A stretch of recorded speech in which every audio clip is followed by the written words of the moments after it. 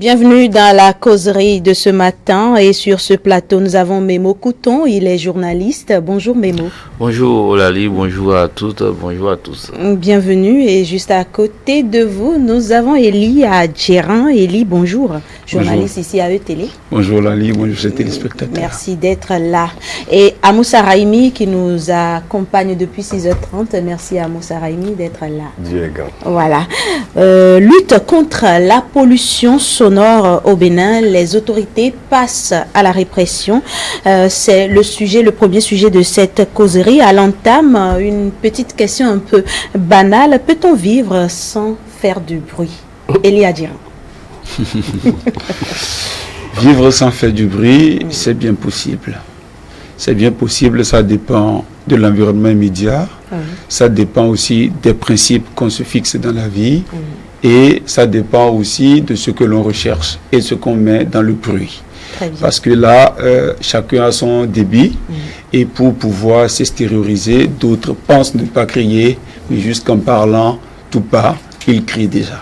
Donc ça varie d'un individu à un autre et donc de la position que l'on a dans la société.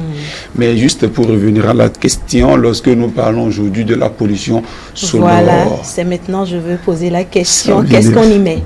Exactement, c'est vrai, lorsqu'on parle de la pollution sonore, c'est déjà une perturbation. C'est déjà en réalité l'émission donc des appareils à un certain seuil. Parce qu'il y a une certaine norme qu'on ne doit pas dépasser dans la société.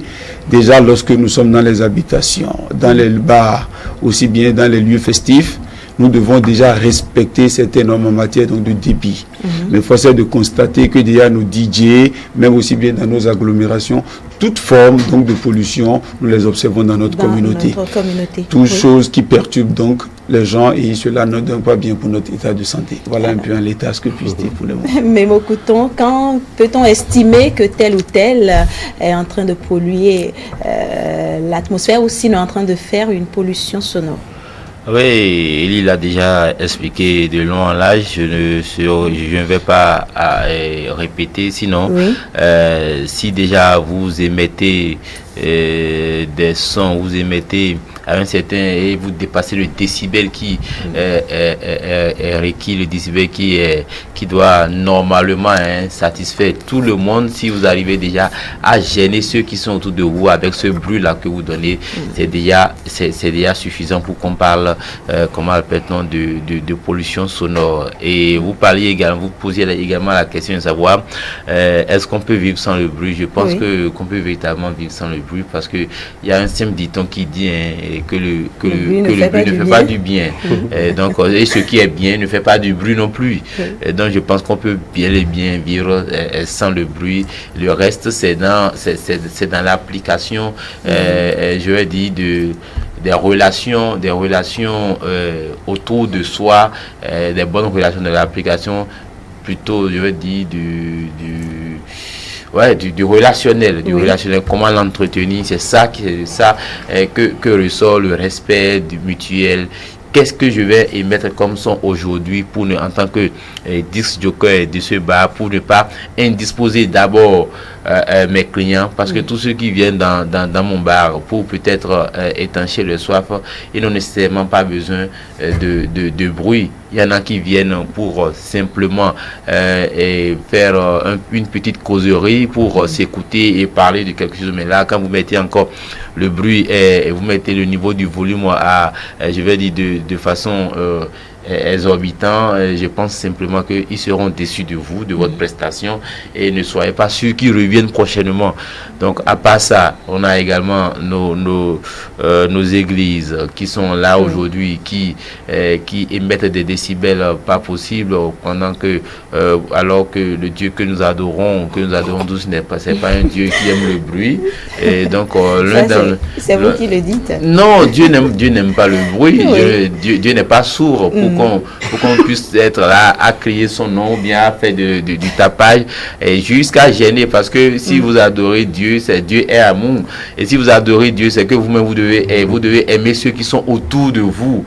Et donc si ceux qui sont autour de vous, qui pendant leur période de repos vous n'arrivez pas à respecter ça, ça veut dire que vous ne les aimez pas, puisque le repos, c'est déjà le premier médicament comme s'applique quand on est malade. Et donc, si vous ne le faites pas, ça veut dire que vous n'aimez pas ceux qui sont autour de vous. Donc, je pense que on peut véritablement vivre sans le bruit. Le reste, comme vous l'avez dit, la répression, puisque nous sommes à un niveau donné où je pense que la répression, ça corrige certains plus que les conseils. C'est vrai, c'est vrai. Je vais partir de votre dernier point pour relancer à Moussa Rahimi.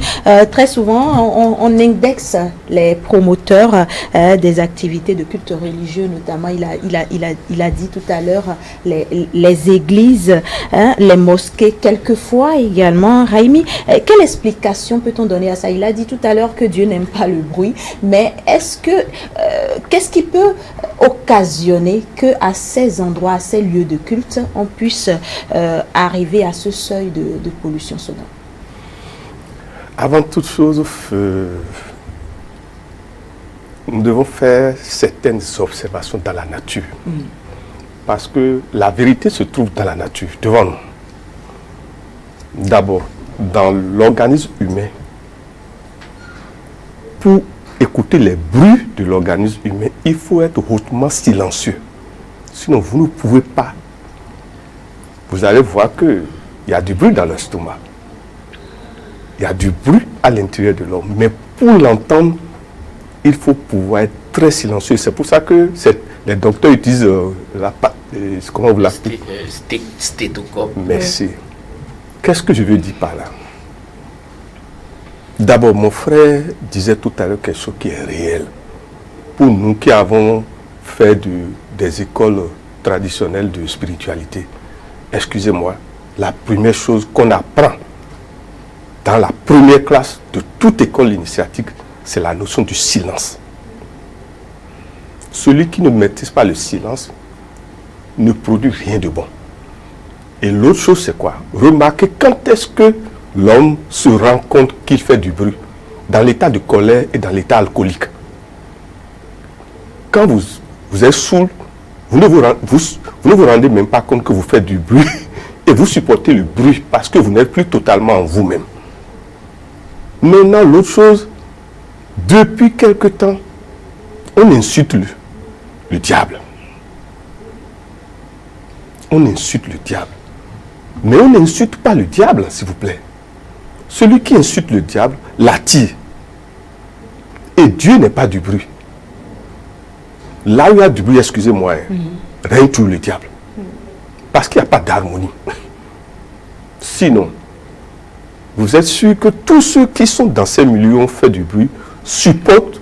C'est comme si c'était soit en esclavage. C'est-à-dire c'est malgré eux qu'ils sont là et supportent.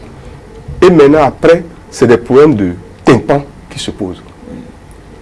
Maintenant, le plus dangereux, c'est pour ça que ce que fait le gouvernement est juste. Que les gens tiennent compte de leur environnement avant de poser des actes. La liberté des uns s'arrête là où commence celle des autres. Très bien. Élie Adjeran, il a parlé tout à l'heure d'un problème que peut engendrer la pollution sonore sur la santé d'un individu. Est-ce que c'est l'ignorance des conséquences de la pollution sur la santé peut-être qui fait que ça perdure toujours cette situation? Je me dis que au-delà de l'ignorance, c'est aussi le snobisme. Il y a aussi le conformisme, parce que vous allez voir que la plupart de ceux qui se donnent à ces genres de pratiques, c'est beaucoup plus la jeunesse. On veut faire le show. On veut, ça dit, on veut aller à l'extase, on veut se démarquer dans la foule. Et déjà, quand vous allez dans les bars, force est même de constater que dans les boîtes de nuit, vous rentrez, vous ne vous entendez presque même pas. Ça dit, tu vois, là, vous avez oublié de vous faire des gestes pour comprendre. Alors qu'en réalité, on ignore les conséquences immédiates qui pourraient donc en découler. Et quelles sont ces conséquences-là? Ces conséquences, c'est que déjà forcément sur les tympans, cela agira. Plus tard aussi, même en réalité sur le fonctionnement même organique, c'est que plus tard aussi, les gens peuvent avoir d'autres dysfonctionnements. Je ne suis pas médecin pour apprécier. Mais ce qui est sûr, c'est que ce taux de bruit que nous constatons généralement dans les bars dépasse déjà le nombre de décibels. S'il y a une norme, déjà on dit que l'oreille a un niveau d'attention donné. Même le téléphone portable que nous gardons, quand on le met sur main libre, on le rapproche de nos oreilles, nous sentons à peu près déjà l'effet que cela nous donne. Imaginez alors, qu'en serait-il lorsqu'on est dans un bar ou dans une boîte de nuit où tout est déjà amplifié et on est dedans, on s'en plaît parce qu'on dit que nous sommes dans la joie. Je crois qu'en réalité, il faut dépasser ces limites. Mieux, nous voyons à peu près dans les meuniers. Les meuniers qui déjà a des heures où on ne peut quand même rien comprendre, à 13 heures, heure de repos. Quelqu'un qui sort du service, qui est censé se reposer, malheureusement, est déjà dans un environnement où, ça dit, le meunier commence, il démarre son appareil, ça le perturbe. Même le sommeil est perturbé. Dans les églises, avec la floraison des églises, il faudrait que l'autorité puisse aussi réglementer ça. On ne peut pas empêcher les gens de pouvoir implorer leur Dieu. Mais il faut quand même des moments. Parce que là, ça devient un peu perturbant, ça gêne, et puis on ne sait plus à quoi s'en tenir. Je crois qu'on n'a pas besoin d'aller forcément à la répression. Il faut d'abord une prise de conscience individuelle. Oui. Que chacun sache que, comme l'a dit tout à l'heure, la liberté des uns s'arrête là où celle des autres démarre. Et ainsi donc, dans l'organisation de la société proprement dite, si chacun peut commencer par faire son devoir et déjà accomplir son droit, je crois que la société se portera mieux. On n'a pas besoin d'aller loin. Toutefois, si tant est que les gens ne veulent pas obtempérer, et l'autorité est là pour pouvoir donc faire, c'est-à-dire dire le droit en allant donc à la répression. Mais beaucoup de temps, quand on circule dans la ville de Cotonou, il n'y a pas que les églises qui produisent assez de sons. Il y a également ces promoteurs de téléphones mobiles, de téléphones portables qui mettent la musique à fond. Vous passez, à peine vous pouvez écouter les bruits peut-être du vent. Et je pense que ça va être peut-être de la fixation. Si on parle seulement des églises, il faut parler simplement de tous les cultes religieux. Tous les cultes religieux, oui. Il y a même des couvents dans lesquels il y a assez de bruit, et quand vous êtes non loin de ces couvents, c'est que vous êtes cuit, vous ne pouvez rien faire. Donc je pense que il faudrait pas que, moi je suis chrétien, il faudrait pas que les frères chrétiens pensent que c'est de la fixation qu'on fait sur le plateau. C'est tous les cultes religieux qui débordent et qui surpassent qui dépassent le décibel requis normalement. Et quand vous parlez ça, c'est un nouveau phénomène. Et puis moi je n'ai pas compris, juste à un passé récent, je me dis, si on n'arrête pas ça, sinon si on ne revoit pas la manière de, non, les gars là, que les gars et que ces vendeurs, ces commerçants de téléphones portables utilisent pour faire leur publicité, pour attirer la clientèle. On ne finira pas avoir assez d'accidents sur nos routes, surtout sur ces carrefours où ils s'installent. Parce que là, comme vous l'avez dit, moi j'ai assisté à une scène comme ça, banalement, à la hauteur du carrefour à Gontincon, où une force de l'ordre était en train d'arrêter le véhicule, mais il y avait assez de bruit, si bien qu'il n'a même pas entendu. Il n'a pas entendu, mais il est tombé dans le panneau. Les gars ont dit, mais on est en train de siffler pour toi, de t'arrêter depuis longtemps. Mais là, et puis tout le monde avait mal du fait qu'on était en train de punir le monsieur, alors qu'il n'avait, parce que à peine nous-mêmes qui étions dans le feu là, nous entendions le coup de sifflet, sinon les coups de sifflet. Donc ça veut dire que c'est là la responsabilité, parce que celui qui installe ces choses-là sur les carrefours, il doit d'abord, il y a ce qu'on appelle l'étude d'impact environnemental. Quand vous voulez installer un business, quand vous voulez installer quelque chose, il y a toujours l'étude d'impact environnemental qui se fait. Et je pense que nous n'arrivons jamais à le faire. Parce que si on arrive si ces promoteurs de sociétés de vente de téléphonie mobile, qui ont pour cible d'ailleurs les grands carrefours dans toutes les grandes villes du Bénin, je pense que s'ils avaient fait une vraie étude d'impact environnemental, ils allaient se dire que moins de bruit sur ces carrefours ferait beaucoup plus de bien pour les usagers de la route et surtout ceux qui circulent sur ces carrefours, parce que quand vous êtes sur un carrefour, vous devez avoir l'attention assez haute pour pouvoir circuler, pour éviter des dommages pour d'autres usagers qui partagent la route avec vous. Et donc ça passe également par la prise de conscience déjà de ceux-là qui sont ces promoteurs, et après de l'autorité. Et quand on est en train de parler de l'autorité, ce n'est pas parce que j'ai vraiment oublié, c'est pas parce qu'il n'y a pas une loi. Il y a des lois qui régissent cela. Je pense que c'est des lois qui datent depuis le deuxième mandat de feu général Mathieu Kérékou. C'est depuis 1999. D'accord, oui. Voilà, depuis 1999. Voilà, depuis 1999. Donc, voilà. Ça veut dire quoi? Ça veut dire que les lois sont là, mais juste parce que nous n'arrivons pas à les mettre en pratique. Et c'est quand on commence pas à les mettre en pratique qu'on pense que c'est telle personne qui est mauvaise, c'est telle autre qui est mauvaise, et puis on pense que on est en train de faire peut-être de l'acharnement. Je pense véritablement que chacun doit se mettre en cause, se remettre en cause. Les promoteurs d'églises, les promoteurs de mosquées, ceux-là qui sont des dignitaires des couvents, ceux et ainsi de suite, des promoteurs des entreprises qui émettent, ceux-là qui ont même des moulins. Et mon cher Elie en a parlé tout à l'heure. Tout cela doit se remettre en cause pour se dire, il faudrait que je commence par poser des actes pour mettre à l'aise ceux qui sont autour de moi. Et après cela, maintenant, le gouvernement, les États, l'autorité également doit se mettre en cause pour dire, qu'est-ce que je ne fais pas pour pouvoir mettre à l'aise les autres qui les entourent. Et parlant de l'autorité, d'ailleurs le communiqué du ministère disait que tous ceux-là qui se sont installés autour des centres de santé qui produisent des bruits pour empêcher par exemple la quiétude de ces des patients, voilà, tout cela, la loi sera appliquée à ce niveau-là. Raimi Amoussa, pensez-vous qu'on doit venir d'abord à la répression pour que les populations sachent qu'il ne faut pas s'installer avec qu'il ne faut pas produire du bruit juste à côté de ces centres de santé? Vous savez, quand on étudie vraiment les lois de la nature, je vais toujours revenir sur ça. Quand on étudie vraiment les lois du karma et de la réincarnation, parce que j'ai toujours dit ici, ce qui nous tue aujourd'hui au Bénin, c'est le fait qu'on a enlevé les lois du karma et de la réincarnation de l'éducation.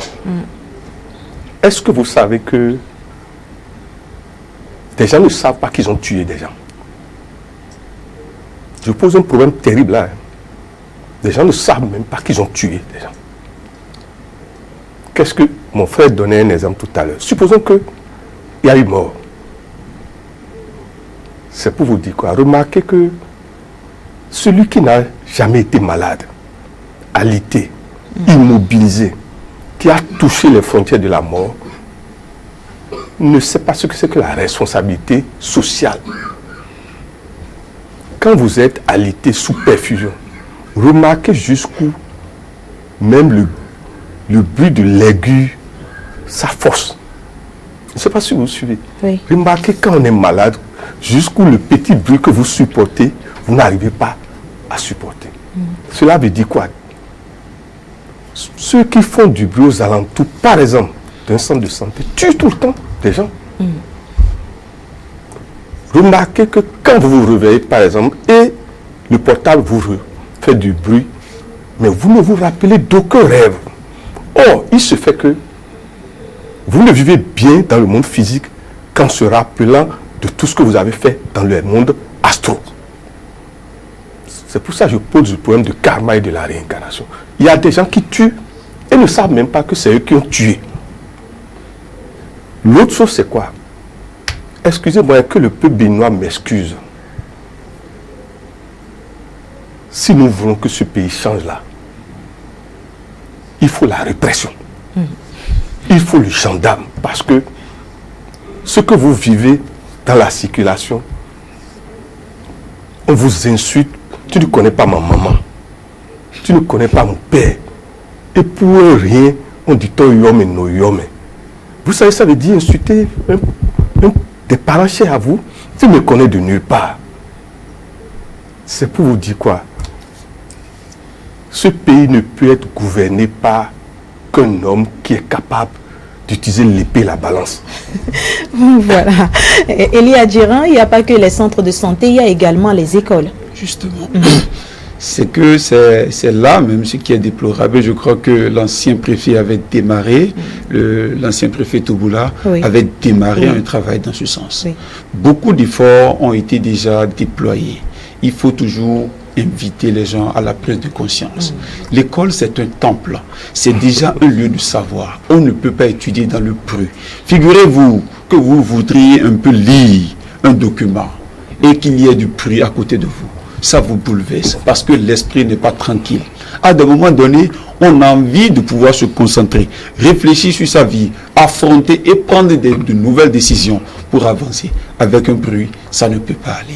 Je crois qu'aujourd'hui, que le problème, c'est une question d'incivisme. Ce n'est plus une question de méconnaissance. Les gens savent que la loi existe. Les gens savent que faire du bruit n'est pas une bonne chose. Mais pourtant, ici, il y a d'autres. Mais l'autre chose aussi, c'est que je ne justifie pas la position des uns et des autres. Sous l'effet d'une forte joie, on a envie de s'éclater, mais avec une certaine mesure. Parce que là, ça crée de l'imprudence. Ça nous pousse déjà à l'insécurité. Ça nous pousse à créer assez de dégâts. Ce dont nous parlons aujourd'hui, c'est qu'on peut même fêter, mais en respectant une certaine norme. Déjà, la pollution n'est pas en réalité favorable pour notre pays. Et déjà, lorsque le comité tripartite mis en place déjà par le gouvernement, aussi bien la brigade du littoral, la police républicaine et autres, pour pouvoir donc accompagner, il faudrait qu'il y ait une sensibilisation très forte, que la population prenne conscience donc des dégâts de leurs actes et qu'ils sachent que leur rôle, ils sont donc des citoyens et le Bénin doit être construit par les uns et les autres. Ce n'est pas en détruisant, ce n'est pas en perturbant l'autre, dans ça dit dans sa tranquillité qu'on y gagne quelque chose. Ce qui m'intéresse aussi, c'est que par exemple, quand vous allez aux alentours de nos écoles, les gens viennent installer des bars, des bistrots et même des lieux de boissons aux alentours de nos écoles. C'est pour quelle intention? Il rappelait tout à l'heure, il parlait de l'étude du marché, l'étude et l'impact environnemental. Ça existe. Même ceux qui vont s'installer le savent. Mais juste qu'ils sont à la recherche du profit.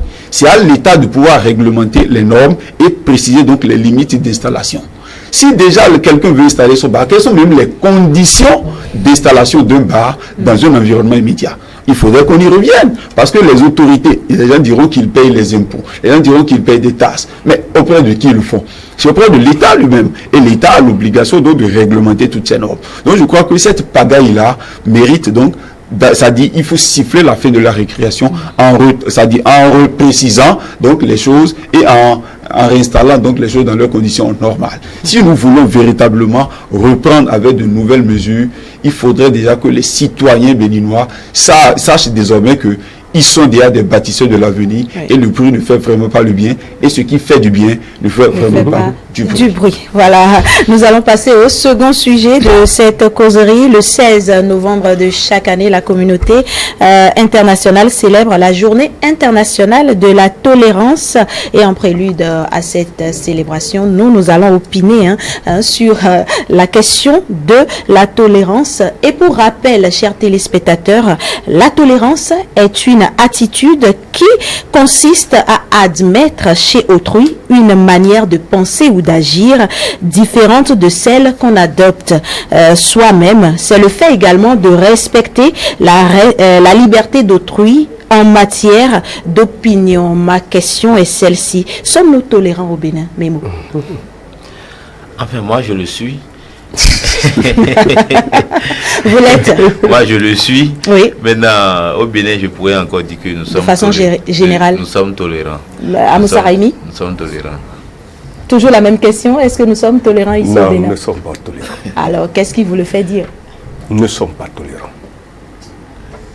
Si nous étions tolérants réellement, nous devons appliquer la loi qui veut que la liberté des uns s'arrête là où commence celle des autres. Nous ne savons pas nous oublier au profit des autres. Nous ne savons pas nous sacrifier.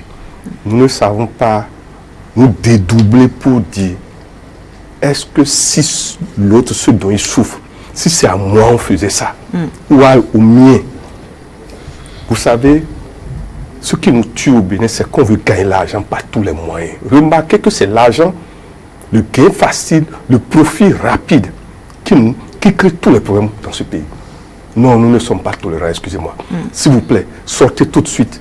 Prenez un zème, Zémidian, qui ne pardonne. Il y a des asthmatiques. Vous prenez un zème et il sent. Un asthmatique qui prend un zème qui sent, ça va réveiller son asthme. Où est cette tolérance-là? Mais non, c'est l'asthmatique plutôt qui doit tolérer l'odeur du zème. S'il vous plaît, il n'y a pas de tolérance dans le déclenchement d'une maladie. Vous voulez dire... Mais le ne sait pas s'il va prendre... Non, ce que je veux dire, c'est quoi? Oui. La tolérance consiste à penser à l'autre, savoir que l'on sent et que l'on doit être propre. Ça fait partie de la tolérance. C'est-à-dire, il ne faut pas que soit on devient problème pour son prochain. Mais au Bénin, on est problème pour notre prochain. Si vous voulez comprendre ce que je suis en train de dire, faites une enquête de terrain, comme a dit mon frère, autour de... Vous voyez le lien qui est entre le bruit et la tolérance dont nous parlons là. Oui. Excusez-moi, qu'est-ce que vous appelez tolérance au Bénin? Il n'y en a pas. Allez, est-ce que vous avez vécu dans ce qu'on appelle une maison où il n'y a plus les cours communes? Les cours communes, oui. Je vous en prie, vous avez envie que Dieu vous donne les moyens d'aller acheter votre terrain et de quitter là. Je ne sais pas si vous comprenez. Oui, on vous suit. Si vous voulez surveiller un autre phénomène, le monsieur, ce qui est mauvais, l'ordure, il va déposer chez l'autre. Et vous pensez que nous sommes tolérants? Le terrain que mon frère a acheté et qu'il n'a pas encore construit devient le dépotoir d'ordures. Vous pensez que nous sommes tolérants? Non, ce pays a besoin de l'épée, je le répéterai toujours, de la balance. Quand on dit balance, j'espère que vous comprenez la loi. Très bien, très bien. On comprend bien. Elie Adjérand, votre position? Oui, je crois que contrairement aux métaphysiciens, je crois que c'est un jugement très fort au Bénin. Nous sommes véritablement tolérants. Parce que qui parle de la tolérance fait appel déjà à l'amour et fait appel déjà à la paix. Jusqu'à présent, malgré les tumultes, malgré nos divergences, on nous arrive toujours à trouver le juste milieu pour nous comprendre. Parce que déjà, le monde est gouverné par le relativisme. Lorsque tu penses quelque chose, tu es obligé d'accepter l'autre dans sa différence de pensée, d'opinion, de comportement. Ça, c'est sur le plan politique. En effet, aussi même au plan social. Mais quand on va dans des endroits un peu plus éloignés de Cotonou, il y a quand même des rivalités ethniques, non? Des rivalités ethniques, ces rivalités ethniques ne sont pas liées à l'intolérance. C'est plutôt lié déjà au manque d'éducation sociale.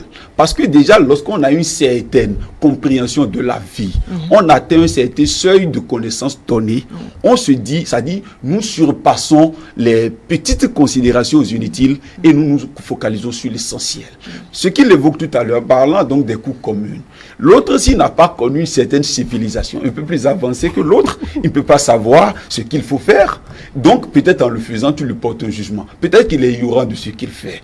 Pour ma part, je crois que la tolérance demeure en réalité un outil fondamental pour la paix. Et tant qu'on n'a pas encore connu de faiblesse, on n'a pas encore connu de grandes guerres, ou même, malgré même nos tensions, etc., nous arrivons toujours à nous trouver. Et même en 90 au Bénin, malgré même les différentes opinions, les différents points de vue, la conférence a eu lieu. C'est quand il y a des moments chauds que c'est là. Oui, c'est pourquoi je reprécise, c'est toujours la politique. En effet, moi je le rattache toujours, quelle que soit la dimension que nous prenons, puisqu'on a dit au Bénin. Pour ma part, je crois qu'il n'y a pas encore péril à la demeure. Je me dis, il ne faut pas oublier aussi que les Peuls et les paysans continuent de s'entretuer sur le terrain même. Oui, vous voyez, là, c'est comme le disait Elie, il y a des aspects assez spécifiques et quand vous les prenez, vous voyez que là, il n'y a pas encore tolérance, il n'y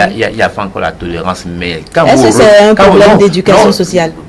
Oui, c'est un problème d'éducation sociale, mais au-delà de ça, on peut remonter à l'histoire. Quand vous remontez à l'histoire, vous voyez toujours les Peuls, ceux-là qui circulent avec leur bétail, et les paysans qui sont là à un niveau donné. Vous remontez l'histoire, vous allez voir que ce n'est même pas seulement au Bénin que ça a eu, même la guerre au Rwanda, entre tous les Hutus, il y a également cet aspect-là. Ça veut dire quoi? Ça veut dire que c'est un phénomène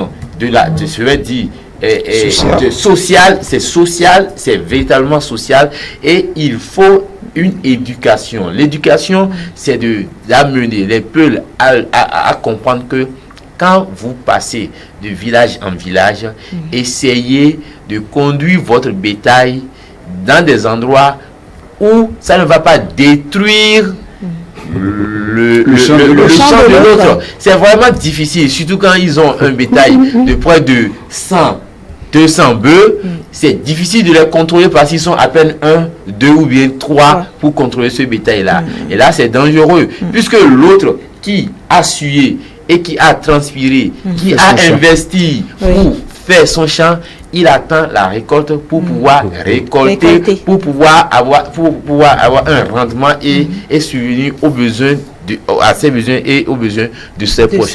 Mais là, si sur un passage simple d'un bétail, il arrive à voir tout ça dévasté, je pense qu'il ne va pas être tolérant. Et s'il n'y a pas la tolérance, c'est parce que chaque gouvernement qui a pu vivre ce phénomène n'a pas eu la main ferme, a échoué, sinon a échoué dans la conciliation, a échoué dans la sensibilisation, a échoué dans l'éducation de ces deux parties, a échoué véritablement dans la...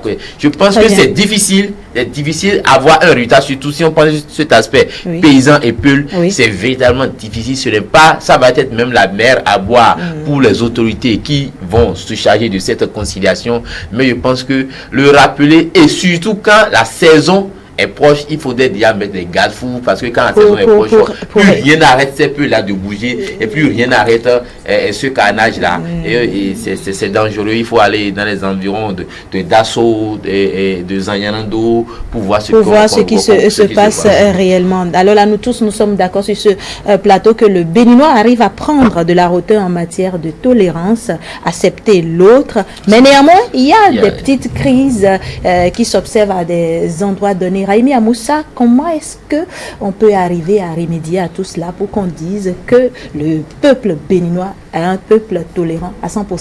2 secondes. Non, il ne peut pas y avoir de tolérance à 100%. Oui. Excusez-moi. Oui, maintenant, qu'est-ce qu'il faut faire? S'il peut y avoir amélioration, qu'est-ce qu'il faut faire? Juste en quelques secondes. La vérité est amère. Oui. Ce qu'il faut faire. S'il vous plaît. Moi, j'ai pris comme repère le Christ et le saint prophète Mahomet. La vérité est amère. Il faut savoir la boire. Ce pays a besoin de l'épée. Vous pouvez tout dire, nous ne sommes pas encore tolérants dans ce pays. Maintenant, qu'est-ce qu'il faut faire alors? Ce qu'il faut faire, c'est la répression. C'est des exemples. En tout. C'est des exemples. D'accord, Elia Djera. Je crois, pour ma part, pour essayer d'améliorer, il faut toujours davantage sensibiliser. Je crois que les acteurs religieux, quelle que soit leur position, chantent l'amour et prônent la paix. Il faut déjà inviter les gens à pouvoir pérenniser ce comportement qui consiste donc à accepter l'autre dans sa différence. Et aussi amener le peuple à davantage mieux s'éduquer. Parce que plus on est éduqué, mieux on comprend les choses, mieux on accepte l'autre. Parce que là, on arrive à se départir de son humeur, on comprend mieux les choses et on arrive à avancer. Très bien. Mémo? Oui, moi je dirais pour finir également que il faudrait cultiver au quotidien la tolérance. Et que vous soyez musulman, que vous soyez chrétien, que vous soyez pratiquant des cultes endogènes, que vous soyez spiritualiste de toute autre, vous devez savoir que, comme le disait Amoussa tout à l'heure, quand vous arrivez dans votre entité, ce que vous adorez, il y a toujours quelque chose là qui vous demande d'être tolérant. Parce que nous adorons tous une divinité suprême, un être supra au-dessus de nous tous, qui est Dieu. Et Dieu, il est naturellement amour. S'il est amour, et vous dites que vous adorez Dieu, et vous n'aimez pas votre prochain, vous ne tolérez pas ce qu'il fait, même si c'est mauvais, vous n'avez pas le langage pour le lui dire, ça veut dire que vous ne l'adorez pas encore. Et il y a même un passage, je l'avais dit, je vais pour finir, il y a un passage biblique qui dit, tu dis que tu aimes Dieu que tu ne vois pas, mais tu n'aimes pas ton prochain que tu vois. Ça veut dire que tu es un menteur. C'est ça. Merci beaucoup, Mémo Couton. Vous êtes journaliste. Merci d'être passé ce matin. Également, merci à vous, Elia Djera. Merci d'être là. Raimi Amoussa, merci également de renouveler votre fidélité tous les vendredis.